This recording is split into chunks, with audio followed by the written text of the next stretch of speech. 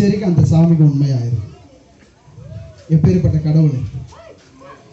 அந்த உண்மையா இருந்ததுனால அன்னைக்கு படுத்த படுக்க இருந்தான் பார்த்தீங்களா, அந்த படுக்கைப்படியா இருந்த அந்த பையன் எந்திரிச்சு, ஆண்டவர் எனக்கு சுகத்தை கொடுத்தாரு, ஆண்டவர் எனக்கு விடுதலை கொடுத்தாரு, எங்க அப்பா அம்மா மூலமா எனக்கு ஜீவனை கொடுத்தாரு, இப்ப நாங்க ஏசப்பாக்குள்ள வந்து நல்லா இருக்கிறோம், இப்ப ஆண்டவர் என் குடும்பத்தை நல்லா வச்சிருக்கிறாரு, நானும் உயிரோட இருக்கிறேன்னு சொல்லி இன்னைக்கு வந்து உங்க எல்லாரும் மாதிரி சொல்றதுக்காக அன்னைக்கு படுத்துட்ட பையன் நான் தான்.